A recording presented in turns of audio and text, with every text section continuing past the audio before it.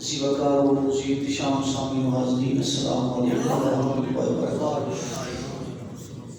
اللہ رب العزت کی بارگاہ میں دعا ہے کہ مولا کریم نے جس طرح مجھے اور آپ کو نماز جمعہ ادا کرنے کی توفیق عطا فرمائی ہے، اسی طرح ہمیشہ مجھے بھی اور آپ کو بھی پنجگانہ با جماعت نماز ادا کرنے کی توفیق عطا فرمائے۔ سامعین اسی وقار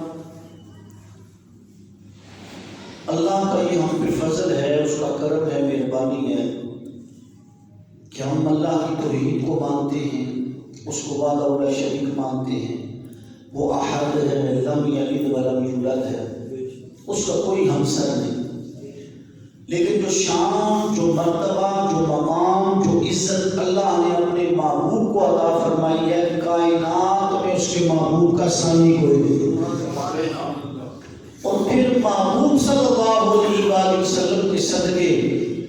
اللہ تعالیٰ نے محبوب کے غلاموں کو جو شان عطا کی ہے، اپنے محبوب کے صدقے اس دنیا کے اندر تو کیا جو پہلی امتیں گزری ہیں ان امتوں کے اندر بھی ان کا ثانی کوئی نہیں۔ اور انہی میں حضور غوث اعظم رضی اللہ تعالیٰ، شیخ عبد القادر جیلانی الحسنی والحسینی، اسی ماہ مقدس کے اندر آپ کا وصال ہوا اور آپ کے نام کی محافل پوری دنیا کے اندر بڑے ذوق و شوق کے ساتھ اس ماہ مقدس میں بالخصوص جو ہے وہ سجائی جاتی ہے۔ کہ گزشتہ جمعہ المبارک صحت ٹھیک نہیں تھی، میں نہیں آ سکا، اس سے پہلے میں نے بیان کر دیا تھا کہ جو اللہ کی ولی ہیں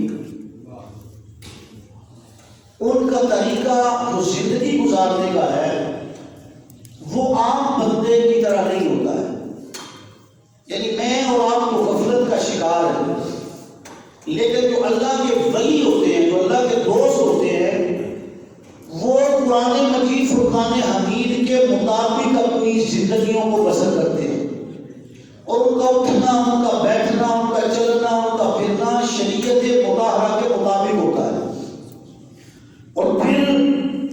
حضرت ابو ہریرہ رضی اللہ تعالیٰ، مشکات شریف کی حدیث ہے کہ آپ فرماتے ہیں کہ آپ علیہ السلام نے فرمایا کہ ان اللہ تعالیٰ یقول انا مع عبدی اذا ذکرنی وتحرکت بی شفتاہ، کہ آپ صلی اللہ علیہ وسلم نے فرمایا کہ جب میرا بندہ زبان کے ساتھ میرا ذکر کرتا ہے تو پھر میں اس کے ساتھ ہوتا ہوں۔ یعنی جب بندہ خالص رب کی رضا کے لیے ہر وقت، ہر لمحہ، ہر گھڑی اس کا ذکر کرتا ہے تو حدیث مبارکہ کے اندر اللہ کے محبوب نے فرمایا کہ پھر وہ بندہ اکیلا نہیں رہتا، رب اس کے ساتھ ہوتا ہے۔ اور حضرت گرامی قدر آقا علیہ السلام نے ایک اور مقام پہ فرمایا، یہ بھی مشکات شریف کی حدیث ہے کہ الا انبئکم بخیارکم، قالوا بلی یا رسول اللہ صلی اللہ علیہ وسلم، قال خیارکم اذا رأوا ذکر اللہ۔ آقا علیہ السلام نے صحابہ سے فرمایا کہ کیا میں تمہیں اللہ والوں کی شان نہ بتاؤں کہ وہ کیسے ہوتے ہیں؟ تو اللہ کے محبوب صلی اللہ علیہ وآلہ وسلم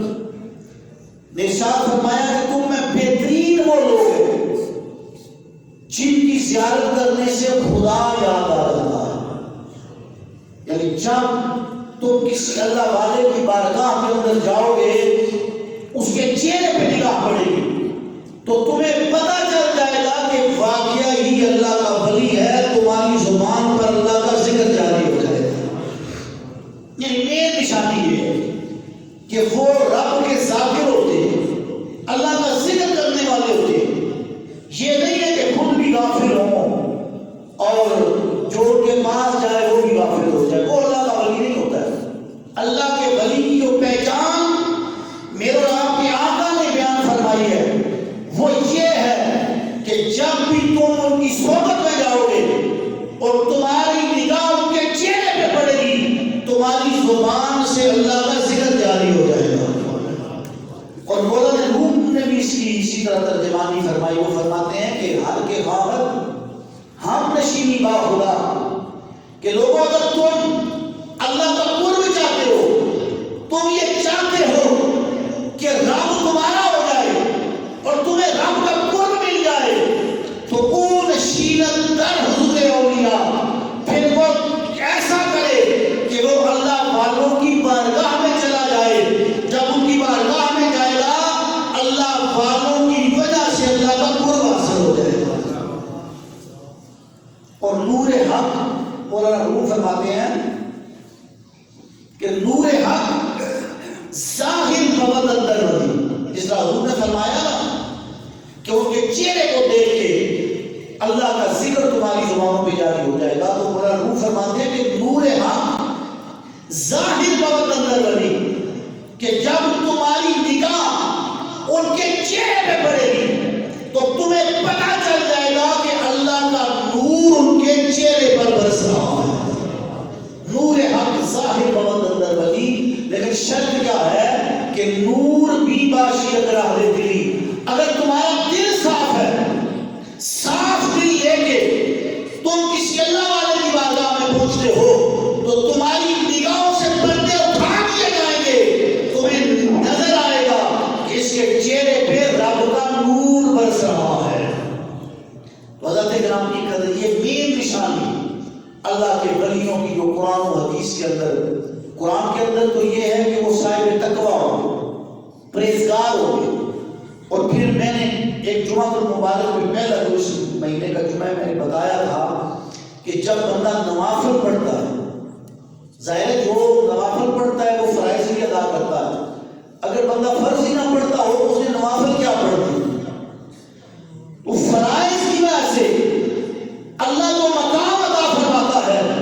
اس کے اندر پھر بلندی جو ہے وہ نوافل کے ذریعے بندہ حاصل کر لیتا ہے، اور جب نوافل پڑھتا رہتا ہے تو رب اس کو یہ مقام عطا فرماتا ہے، جب نگاہ اس کی ہوتی ہے طاقت خدا کی ہوتی ہے۔ ان بے شمار ایسے واقعات، میں نے آصف بن برخیہ کا واقعہ میں نے آپ کی سماعت کو عرض کیا، اور یہ بخاری شریف کی حدیث ہے